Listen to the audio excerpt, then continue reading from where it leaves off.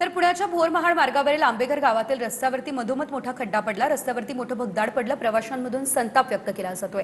नागरिकांनी खबरदारी म्हणून या खड्ड्याभोवती झाडाच्या फांद्या देखील टाकलेल्या आहेत।